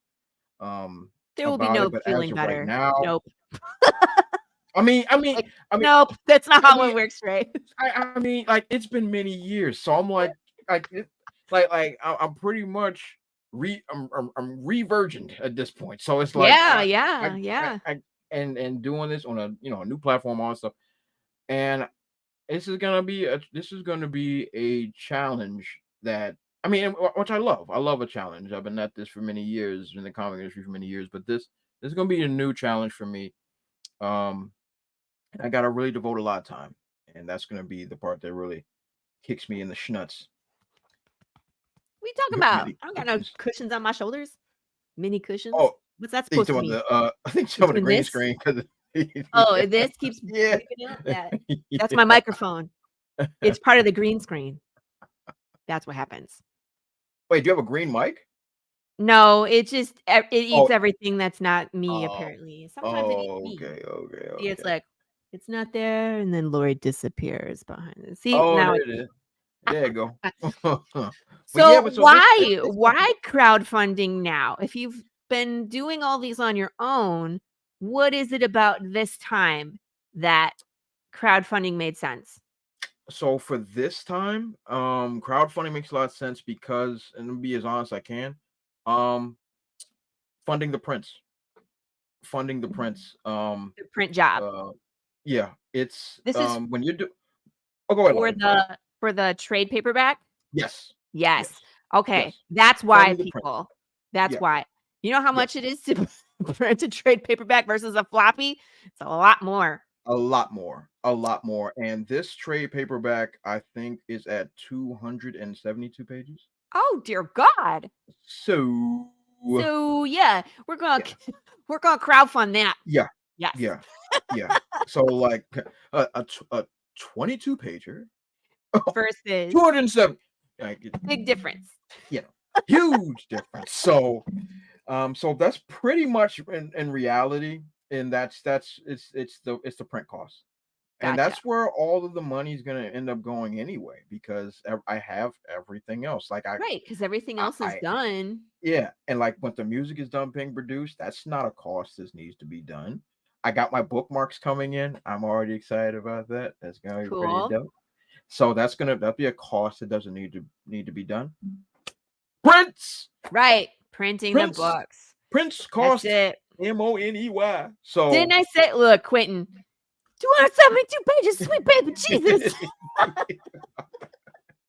I added the baby myself. Sweet Jesus, he says. Yeah, Baby it's Jesus quite is what I would say. it's Sweet quite baby a Jesus. few pages because you have all 8 issues plus new art, some center wedges, a lot of new stuff that's being added that wasn't in the original runs and stuff. Yes. So it's a lot of prints.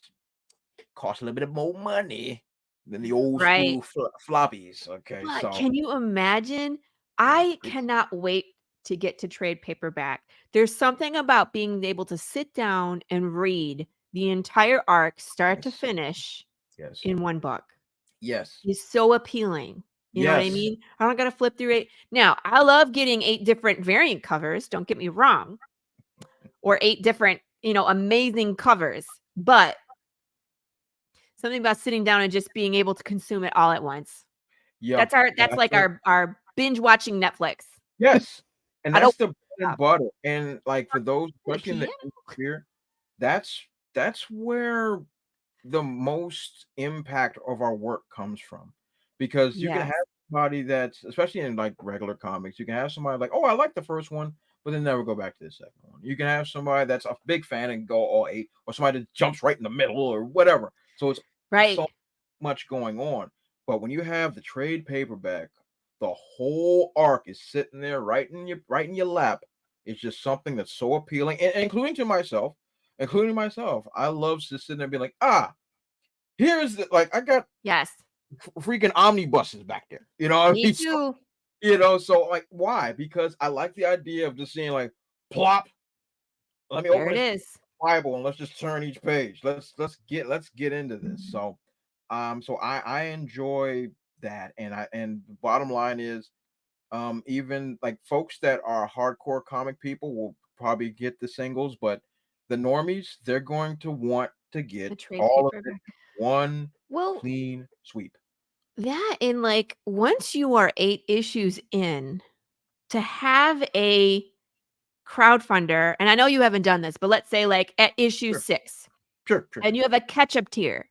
So that 6 issues they're getting all at once. That's a pretty it's a hefty thing. Yeah. Not only just logistics and printing and shipping, you know what I mean? It starts to get big. So if you can do a trade paperback, because you're going to be moving on to your second arc, where it's like you could get all 8 of these in floppies, but really you could just get the trade paperback. And it's like from a consumer standpoint, it's better for folks I think so. than to have 8 different ones. You got to sleeve them, whatever, the whole 9 I yards, agree. however however they do it or whatever. But to have the full trade paperback and sit there, enjoy, and the tiers I'm gonna have set up are gonna be pretty dope. So I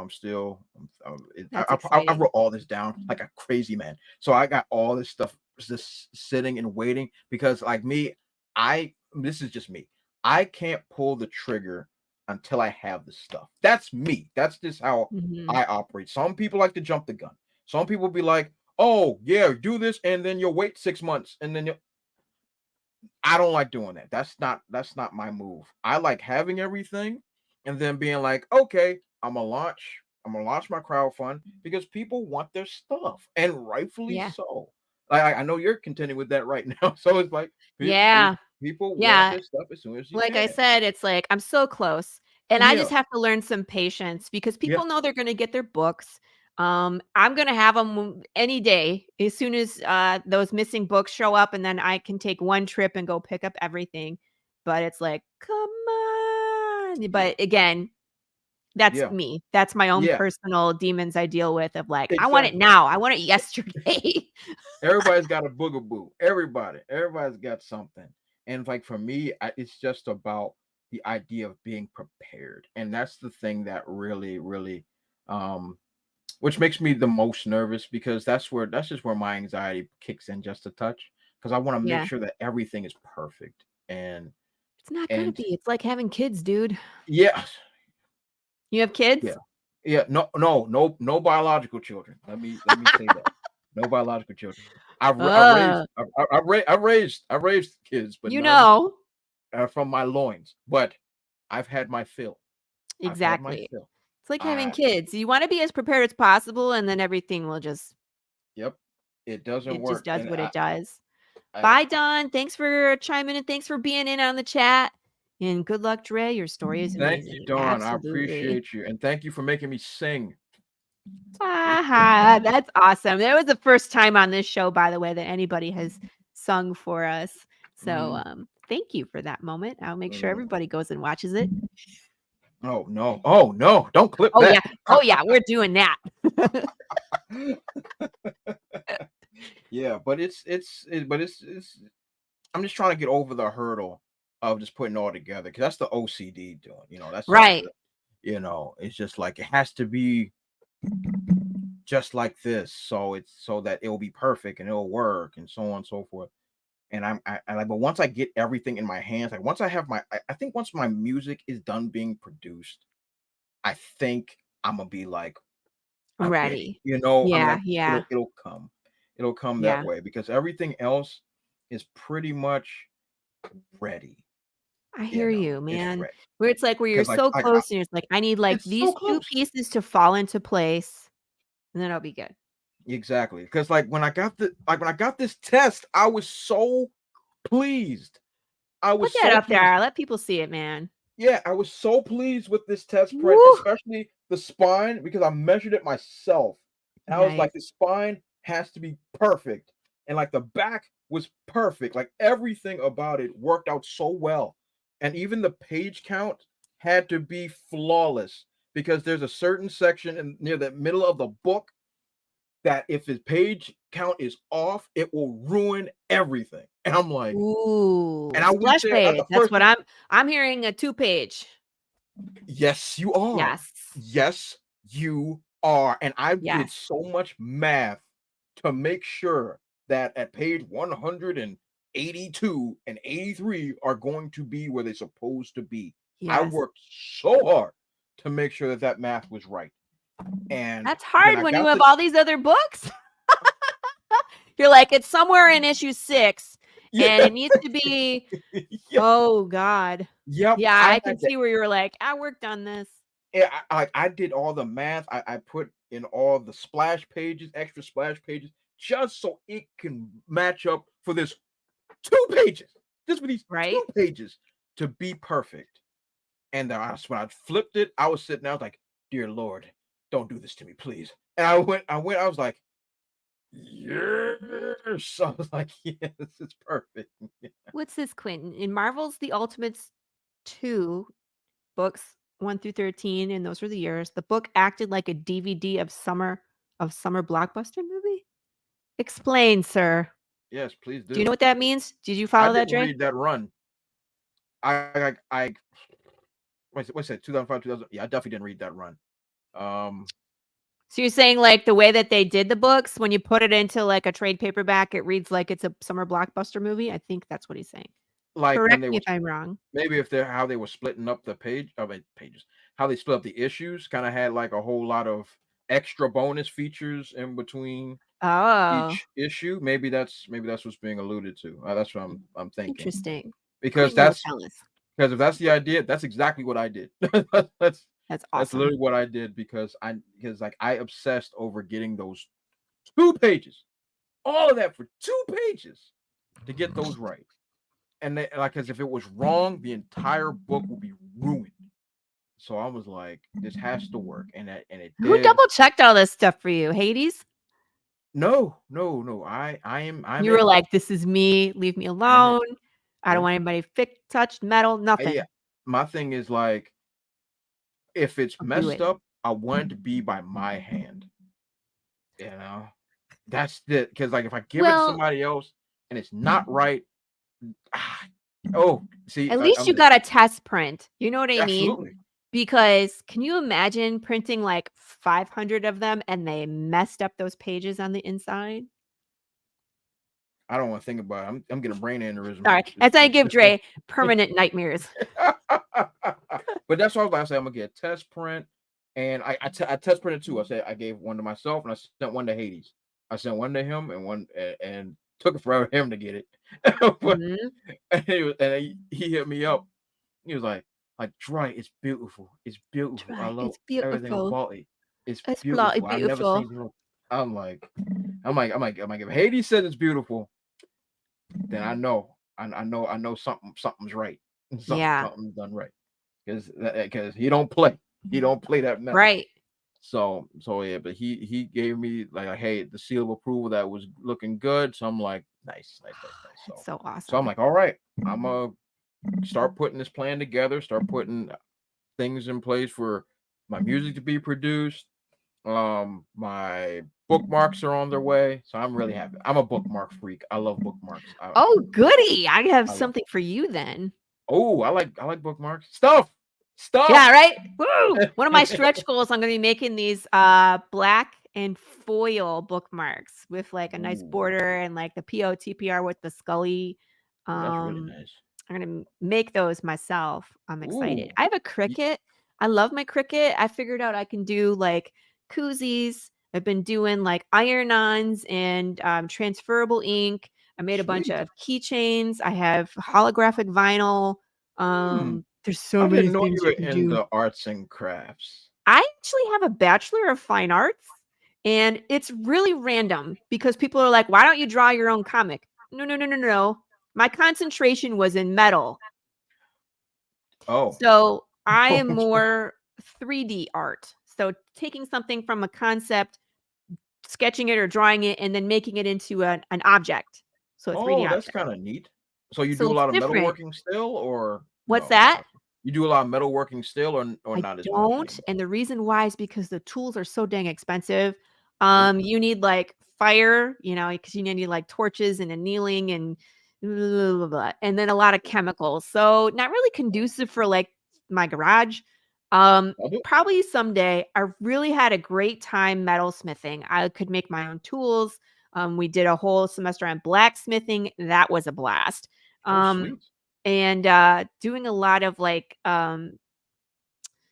like hammer techniques, like taking a flat piece of metal and making it into a ball or a bracelet or something else was a lot of fun.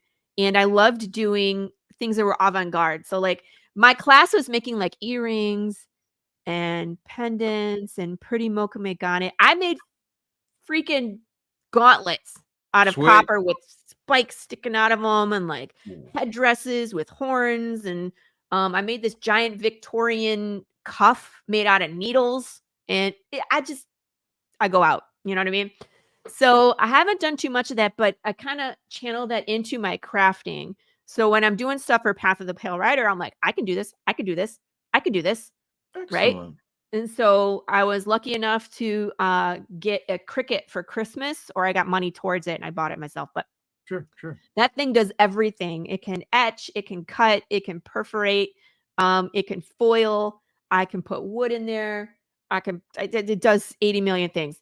I love the word perforate. I love that word so much. It just means to poke holes in, but I love that word. I have ideas for that. It would be so cool to make, like, you ever have those wooden puzzles? Like I have one of those wooden puzzle boxes where it came as a bunch of flat sheets of wood that are perforated, and you push out the pieces and then you make it into something 3D. Yes, of course. Yes. I want to do that. That would be so much fun because you can ship it flat and then person can build it themselves and have something Path of the Pale Rider related. I don't know.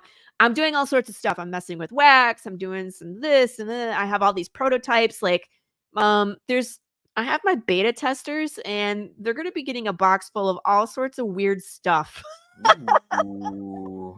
When I next, when I send them their comics for number 3, and I'm going to be like, hey, here's your stuff, but then tell me what you think about this, this, and this. You know what I mean? Tell me what you think about it. Is it creepy? Is it cool? Is it stupid? Would you want it? Tell me what you think. And that way I can get some feedback and be like, okay, this is dumb. This is cool. I'll make more of these, not so much these. I don't know. Laurie, I like your ideas. I like the way they're just. Yeah, they're all over the place. I think that's really cool. And I wish I had that type of that kind, like obviously all of us writers, we all are creative, but I don't have that kind of creativity. So that's cool. I usually so when I when I was a kid, I was never artistically inclined. Like I loved art, but I was never all thumbs, you know what I mean? So it's like I was never like, oh, I'm gonna sculpt or whatever, Yeah.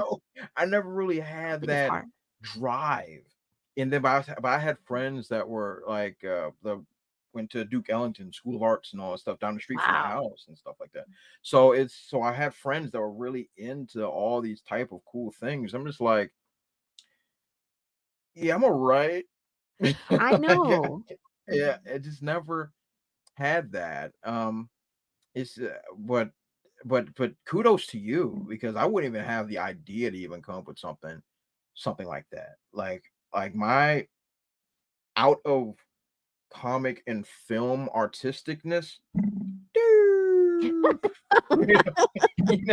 Like it's and performing arts. Okay, I'll give myself credit. Right. But that's amazing in and of itself, where you do all of those things, because usually people specialize in one. It's kind of like cooking. People are like, do you cook? You're like, well, I bake, or I grill, or I smoke things. You know what I mean? Those are all specific things that you can be good at. But you're like, I do film, I do music production, and I produce comics. Those are 3 separate things that people can specialize, and that you do all 3 is amazing. Yeah. So, so I'll take that. I'll take that as a win. Yeah. Because the stuff that you do is impressive to me. Like the idea of making something from metal. Like my mom, the thing is, it's just insane. My brother's a metal worker. So it doesn't. You would think that I'd be into it. You would actually be really good at it because of your OCD kind of feeling. Because metalworking is like, and I don't mean that as a bad way. I mean like as a good way, because you have to think out all the steps before you start. You have to put it on paper and take something that is nothing and make it into something. But if you do it out of order, the whole thing can fall apart. So doing the engineering and writing your steps and understanding what order they need to be done in is a huge skill when it comes to making anything. So since you're so good at that, it's like that would translate into metalsmithing very easily. Just throwing it out there. Go visit your brother who's a metalsmith and be like, I want to make this. You should make the freaking visor with the head. I'm telling you. Don't say it out you loud. Need to don't cosplay. Give me hope. Don't give me hope, Laurie. Don't you dare give me hope. You could do it. You could totally do it. I'll talk to him about it, because he had this idea to creating a metal axe. Oh, a guitar. Yes. That was gonna be like all metal, and he was gonna like try to make an electrical, like oh goodness gracious. Oh God, a tuner. Duh. Words. Electrical tuner. Words, Dre. Yeah. Ooh. English is what hard, are those? Laurie. English what is are my you second language. It's hard. See, Brittany agrees with me. You need to cosplay this character.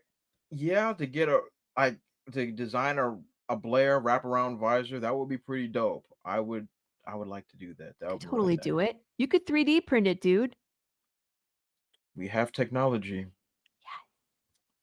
We have technology. All right, we're gonna work on this. We can rebuild it. We could rebuild him. Do do do do. Do do do. I'm right there with you. So answer me this. Sure. We kind of got off topic. Sorry, my fault. So you are producing trade paperback at this point. Yes. What comes next? Ooh, mommy. We're going into the second arc. So the second arc, I have began writing it. I have begun writing the second arc. It is a long ways away as of right now. Yeah. Because I'm focusing on everything else. Of course. But that's what's coming next. What I'm calling it, once this trade paperback is out and all the stuff that goes along with that, once that is done, I will be taking a hiatus. Yeah, you're like, I gotta go disappear for a little while. I gotta write. I will be taking a hiatus so I can refuel and get the creative juices back flowing.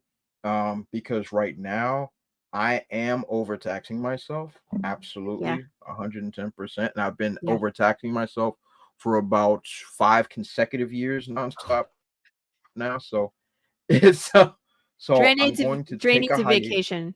I need Yeah, I'm gonna take a hiatus, and it'll give me a chance to, and like I know that hiatus. Yes, Queen, that's just rude. That's just rude. English is my second language. My first language is Ebonics. That is my There first you go. language. It's like bad English. I don't know.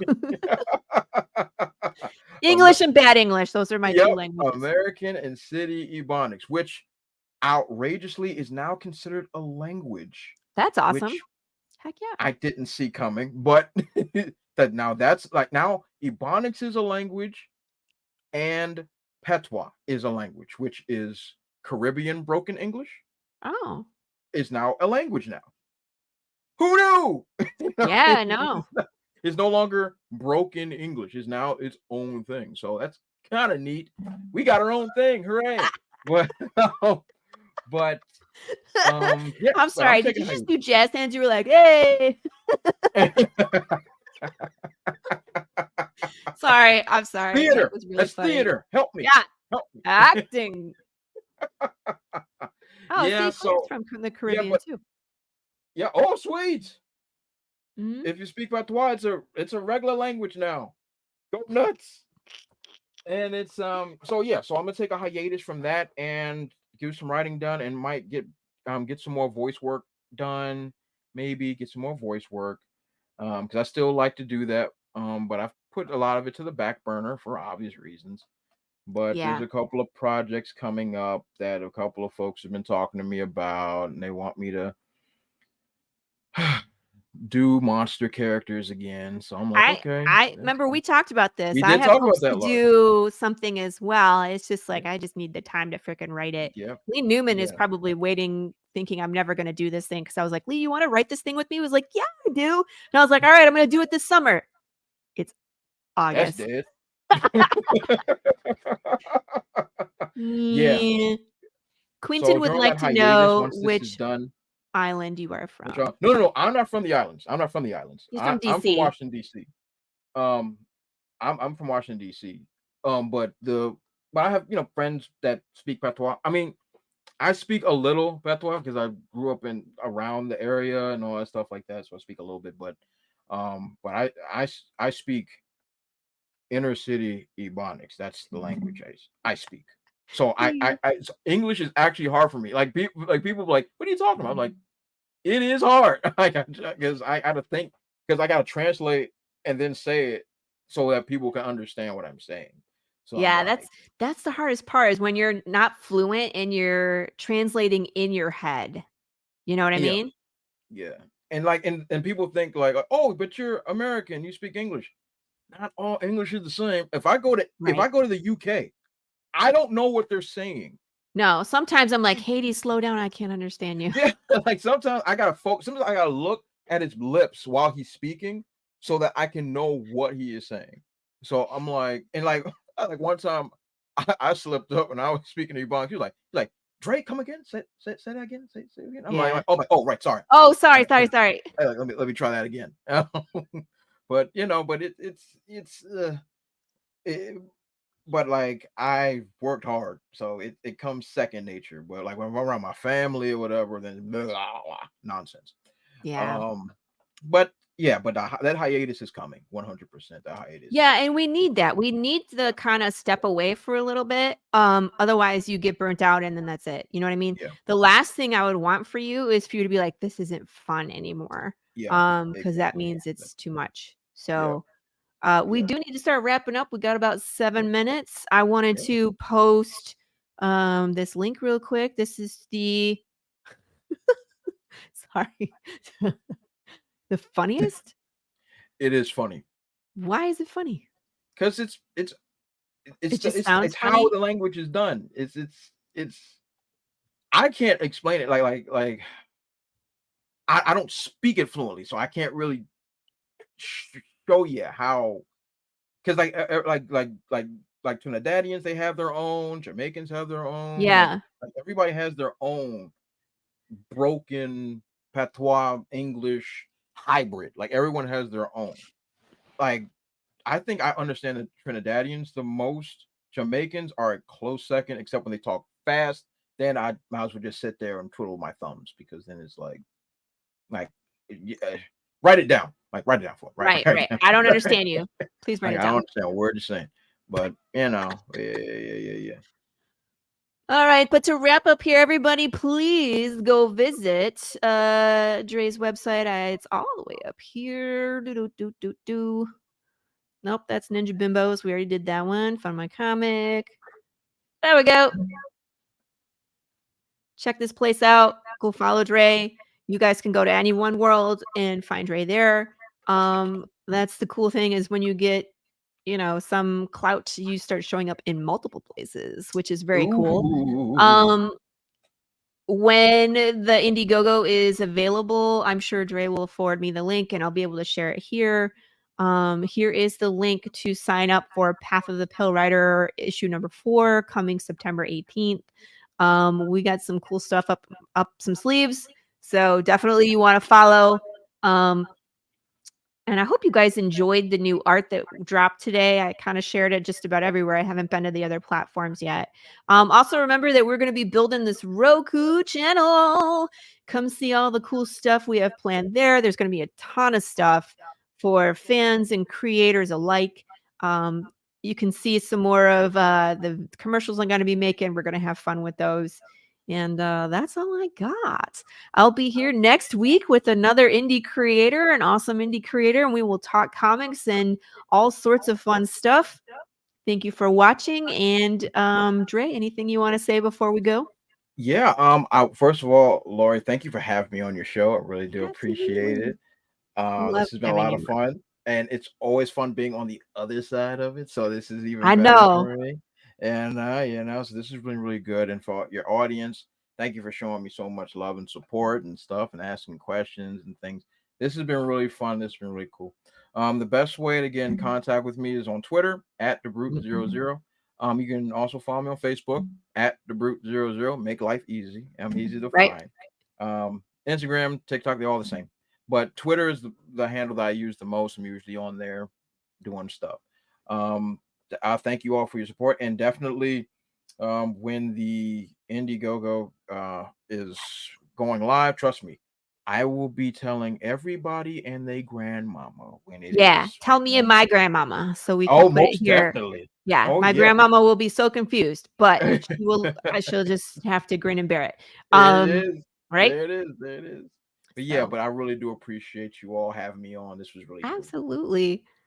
You are welcome on the show anytime, sir. And we had like I said, I have a blast on your show as well. So if you guys want to see more of this type of content, Dre also has a show, Brutal Planet Comics, in a podcast. You can catch all of it on his YouTube, and just lots of good stuff, man. Lots of good stuff. Feel like you and I are kindred spirits, and we do a lot of the same things. So we will stay definitely in touch since we're walking the same path.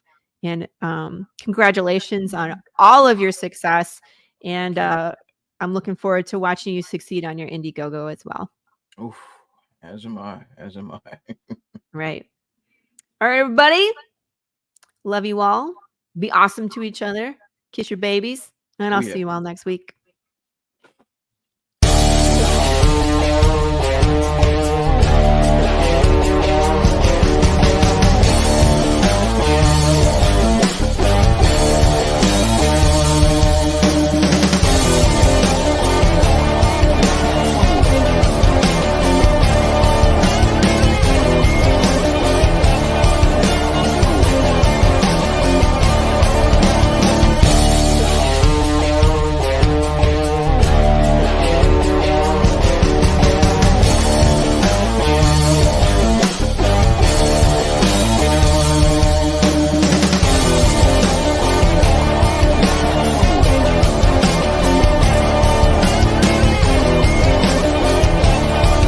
Madness Entertainment Group presents the Madness Comic Network with original programming and additional comic-related content.